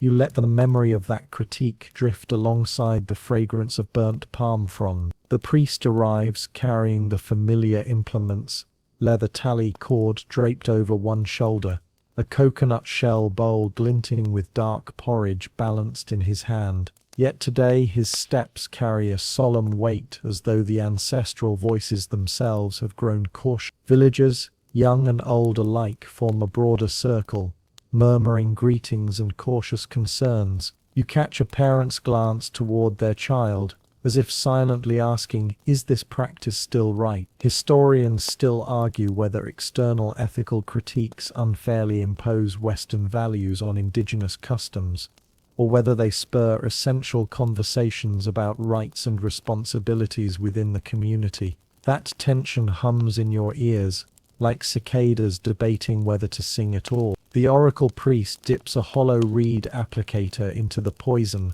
but pauses before lifting it to the chicken's beak. You feel his hesitation ripple outwards, touching every silent spectator. Quirky tidbit: some progressive villages experimented with using dyed dough balls in place of chickens, trusting that the illusion of risk would satisfy communal needs without taking life, though many elders frowned on such substitutions as lacking spiritual potency. You quietly smile, picturing dough oracles wobbling under moonlight, and wonder if the villagers ever held mock sessions just to test the concept. Before the first drop, the priest clears his throat. Today, he begins in Azande tongue, voice gentle. We consider not only what the spirits say, but how our actions shape our world. His words settle like dew. For a moment you imagine the chicken looking up, curious, unburdened by the weight of human conscience. Then the drop glides down. The chicken pecks, head tilting once, one notch. You exhale slowly. Guilt or innocence isn't yet at stake. Instead, the mark represents the beginning of a larger inquiry into the practice itself. Historians still argue over when animal welfare considerations first entered Azande discourse. Was it the influence of missionary teachings, emerging national laws, or internal ethical reflection? The answer remains blurred like ink in water. The second drop follows. The chicken flutters, feathers rippling, 2 notches. The priest lifts his gaze to you. You sense his question: can tradition adapt without losing its essence? The villagers exchange glances, some hopeful, others apprehensive. You recall how in Section 10 colonial officials balked at the practice as barbaric, yet here beneath the canopy this ritual holds life and order in equal measure. Quirky aside, too, villagers once held a clandestine ethics council under a silk cotton tree, where youth debated whether to teach poison oracle techniques in schools, an idea that sparked heated laughter and earnest tears in equal parts. That council's minutes vanish into oral law, but their spirit lives on in these silent negotiations. Now the third drop, heavy with moral weight. The chicken hesitates, then stands firm. 3 notches, innocence, a collective exhale, tinged not with relief alone, but with reflection. The verdict for today's case, a boundary dispute over communal grazing land, feels overshadowed by the broader question: should we continue as we have, or chart a new path? The priest gently unties the bird, holding it aloft so all may see its fluttering wings. Then, with surprising tenderness, he brushes a leaf along its feathers, murmuring thanks to the spirit within the creature. That gesture ripples through the crowd, a recognition that even vessels of judgment deserve reverence. Mainstream fact: contemporary ethnographies note that many Azande priests now offer ritual apologies to chicken spirits after sessions, framing the sacrifices as reciprocal exchanges rather than mere takings. You feel the gravity of that shift, a small but real sign of evolving value. Let this verdict guide us, the priest intones, voice echoing softly, and let our hearts guide our hands. His words drift above the clearing like smoke, inviting each person to consider not only the oracle's message but the practice's moral contour. Children fidget at the edge of the circle, learning that even ancient rites must face modern conscience. Historians still argue whether such internal adaptations represent genuine evolution or surface-level modifications prompted by external pressure. Did the apology rituals arise from sincere reflection, or were they strategic gestures to placate missionary and governmental critics? The debate swirls like incense around the shrine, impossible to pin down but impossible to ignore. Quirky detail 3. Some villagers now plant a medicinal tree near the shrine after each session, believing its roots will absorb any lingering spiritual weight left by the poison. An eco-ritual that blends ancestral wisdom with environmental stewardship. You close your eyes, imagining saplings stretching toward sunlight, their roots entwined with moral roots of compassion and care. As participants gather to share fermented millet and roasted plantains, conversations shift from land boundaries to the very nature of justice. One elder quietly says, "We must ask, does our need for certainty justify taking a life feathered or otherwise?" Another nods, replying, "Perhaps the spirits work through our own transformations, not just through chicken feather." You feel the hum of ideas rising, a communal ethics in motion. You lean against the trunk of the mango tree, its bark rough under your hand, and breathe in the mingled scents of earth and cooked grain. The clearing's energy feels lighter, charged not only by accusations and vindication, but by communal introspection. In this moment, the poison oracle transcends its role as judge and becomes catalyst for moral dialogue. Night deepens, and the shrine's torches burn low. You recall earlier sections: emergence, precision, community, colonial challenge, modern adaptation, and see how each step led to this intersection of ritual and ethics. The oracle's power lies not only in delivering verdicts but in inviting continual reflection on power, on life, on collective responsibility. Your eyelids grow heavy, the murmur of discussions fades into the gentle chorus of cricket. You sense sleep beckoning, promising dreams where moral questions dance like shadows under moonlight. As you drift away, you carry with you the echo of chickens forgiven, saplings planted, and villagers speaking softly of justice as a shared journey, acknowledging that the deepest shadows lie not in the forest but within each human heart. You awaken under a canopy of stars, the rainforest's vastness stretching infinitely above you, as though every leaf and vine bears the weight of centuries. Tonight, you stand at the threshold of legacy, tracing the ripple effect of the poison oracle beyond Azande villages into distant universities, philosophical debates, and global ethical discourses. You step softly through dew-kissed undergrowth, guided by the faint glow of fireflies, their ephemeral light mirroring the oracle's enduring influence on human thought. A mainstream historical fact anchors your drift. Since the mid-20th century, anthropologists and philosophers worldwide have cited the Azande poison oracle in over 200 scholarly works, using it as a case study in cultural relativism, legal pluralism, and the anthropology of witchcraft. You can almost hear lecture halls in Paris and New York echo with mentions of Evans Pritchard's chicken, each reference a testament to how a simple fowl and a drop of poison reshaped academic landscapes. You tread a narrow path that leads you to a clearing surrounded not by huts but by marble columns, an imagined cathedral of ideas where thinkers once convened to grapple with the oracle's implications. You sit on a stone bench carved with Latin inscriptions, Veritas non semper per rationem. Truth does not always come through reason alone. It strikes you that the oracle's power lies precisely in challenging Western notions of evidence and epistemology, inviting broader definitions of how humans discern reality. Historians still argue whether early anthropological acclaim for the poison oracle inadvertently exoticized African belief systems or genuinely promoted intellectual humility. Some critics claim that celebrating the oracle's logic risked romanticizing primitive cultures.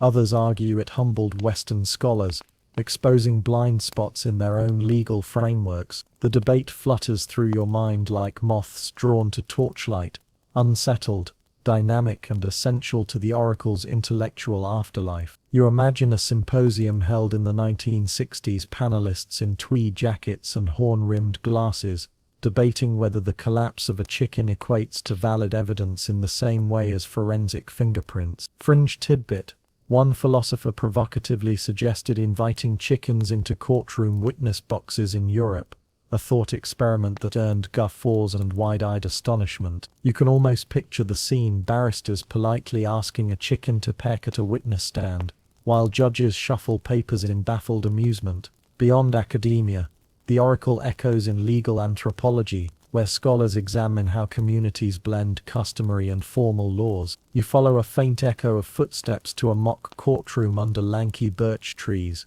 Villagers in robes discuss how multiple legal systems can coexist without one dominating. This idea, legal pluralism, draws directly from Azande practice, where ancestral law, colonial decrees and national statutes interweave in everyday life. Quirky tidbit: some legal theorists once tried drafting chicken-friendly clauses in mock constitutions, stipulating that avian oracles may bear equivalent weight to sworn testimony, an exercise that revealed deep questions about who counts as a legitimate witness. You lean back, remembering the tally chord's smooth grooves and the rhythm of notches carved by ritual hands. The oracle's mechanism, blending chemistry and ceremony, provided a blueprint for scholars exploring how meaning emerges from social performance. Mainstream fact: performance theorists since the 1980s have cited the poison oracle as a seminal example of ritual efficacy, illustrating how collective belief can enact real-world consequence. You sense the dance of feathers and fumigation smoke morphing into abstract models in dusty university seminars,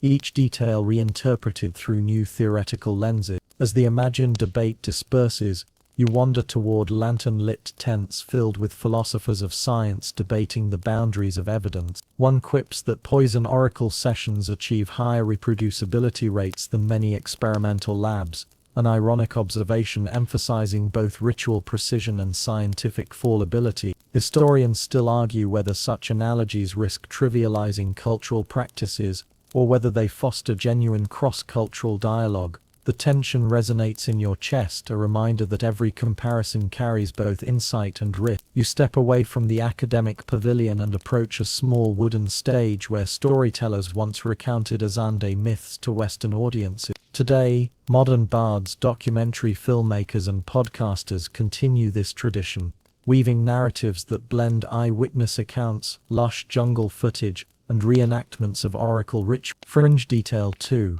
A popular YouTube series once staged a poison oracle challenge with actors and special effects, prompting both viral fame and ethical hand-wringing. You imagine the comments section ablaze with debates on cultural appropriation versus educational value. Through those retellings, the oracle's legacy extends to popular consciousness. You recall late-night podcasts where hosts muse about trusting a chicken over a crystal ball, each mention reinforcing the ritual's iconic state. Quirky aside: a boutique law firm in London once used a chicken-pecking emoji in its branding, cheekily referencing the oracle to suggest decisive judgment. The imagery sparked both intrigue and criticism, demonstrating how cultural symbols migrate into new contexts, sometimes with unintended consequences.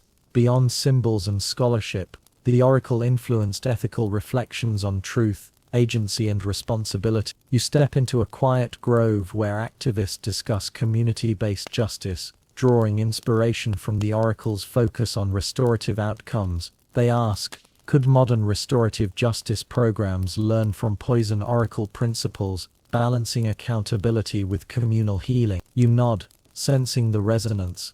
The oracle doesn't simply condemn, it guides reparative action, replanting gardens, mending relationships, reweaving social fabric. Mainstream fact: Restorative justice initiatives in various parts of the world have cited the Azande oracle as a historical precedent, illustrating how societies repair harm through dialogue, ritual and reciprocal gesture. Yet scholars still argue whether such analogies respect cultural specificity or risk universalizing distinct traditions into a one-size-fits-all model. That debate hums around you, a reminder that legacy is never purely celebratory, but always contested. As dawn's first light finally breaks through your dream, you feel the rainforest's pulse blending with distant intellectual currents. The poison oracle's legacy spreads outward like ripples in a vast pond, touching law, philosophy, performance studies and everyday folk. You sense how a single practice, born in hidden groves, can reverberate through centuries and continents,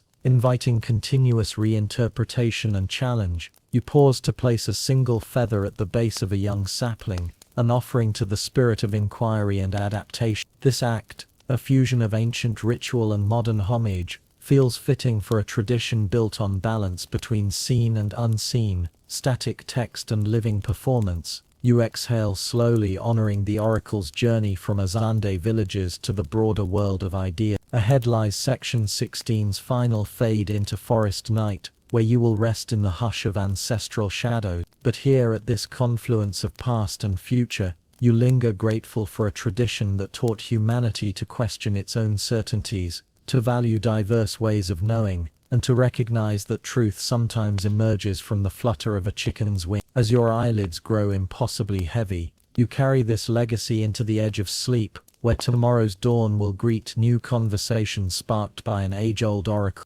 You awaken to the sigh of a gentle breeze, threading through towering trunks, the rainforest exhaling its deep, ancient breath. In this final stretch, you find yourself walking along a soft, moss-carpeted path where moonlight pools like liquid silver at your feet. The trees arc overhead in cathedral silence, each leaf shimmering with the faint pulse of unseen life. Here at the forest's edge, the poison oracle's mysteries begin to dissolve into the hush of night, allowing space for reflection rather than ritual. You step lightly past a fallen log draped in creeping ferns and pause where the path forks, one route leading back toward bustling village life, the other veering into untamed wilderness. This moment feels symbolic.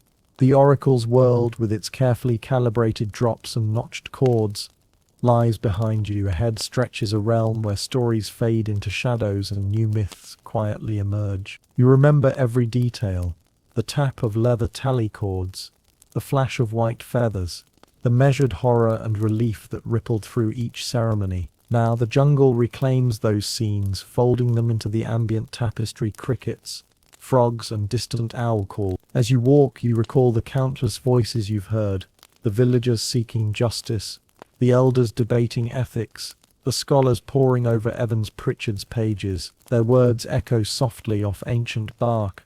Trust the oracle, honor the chicken's spirit, question what you see. In this liminal space, those imperatives dissolve into a single breath.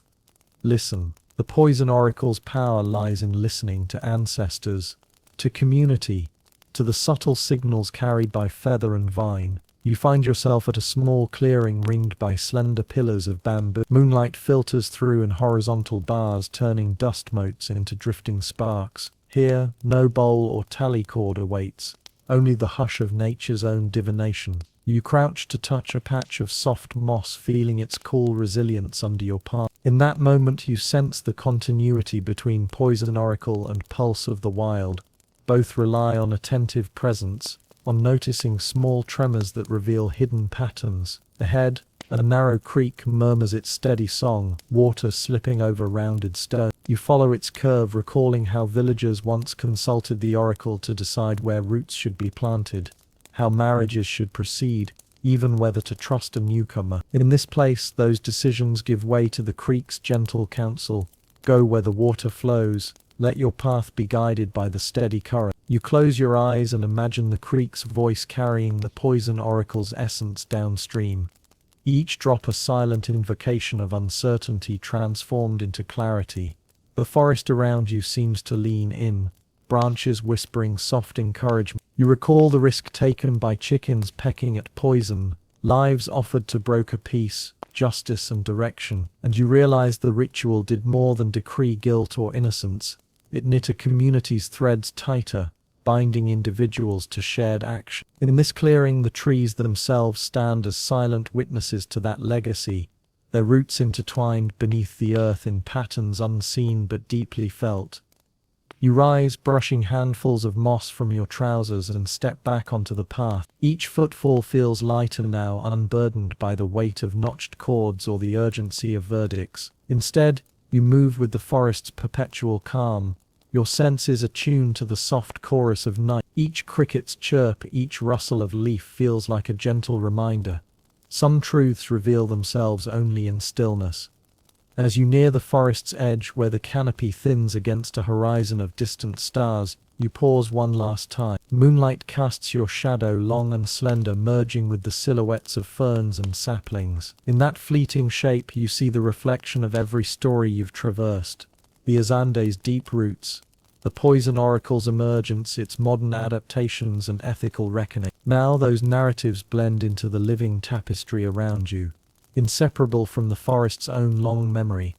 You step forward into a small clearing where a single firefly hovers over a pool of moonlit water. It flickers twice, then drifts away, leaving you with the echo of its tiny beak. In that brief glow, you feel the final whisper of the oracle's journey.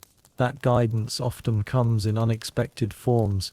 That certainty arises from collective faith, and that even the smallest spark can illuminate the darkest shadow. You turn back toward the path you traversed, heart light, mind quiet, ready at last to surrender to slumber's embrace. The rainforest's night wraps around you like a familiar lullaby, each breath a promise of continued wonder beyond the realm of waking thought. Wind down the night air cools your skin as you settle into a soft bed of fallen leaves, the forest's lullaby weaving through your consciousness. No more the rustle of tally cords or the tremor of poisoned drops, only the gentle hum of crickets and the distant sigh of bamboo. You feel your heart beat slow, each beat a gentle drum echoing through quiet groves of ancient trees. Allow your thoughts to soften, like moss absorbing moonlight's faint glow. The weight of judgment lifts, replaced by a soothing clarity that comes from simply being present. You're not bound by verdicts or ancestral demands. You are simply you, cradled by the forest's tender arms. In this calm, every breath becomes a sacred offering, each exhale a release of tension. Drift deeper into this serene realm where shadows no longer threaten but comfort. The canopy above stretches like a protective dome, shielding you with its silent watchfulness. Feel the earth give gentle support beneath you, its cool solidity grounding you in this moment of peace. The leaves overhead murmur lullabies, their soft rustles like whispered reassurances that all is well. As your eyelids grow heavy and your mind drifts toward gentle dreams, let gratitude bloom within you for the journey you've taken, the stories you've witnessed, and the timeless wisdom carried by feather and vine. Know that these tales will linger in your heart, guiding you even when your eyes are closed. Now, sink fully into rest. Let the rainforest's nocturnal chorus weave into your dreams, carrying you onward through landscapes of soft moonbeams and quiet wonder. Good night, and sweet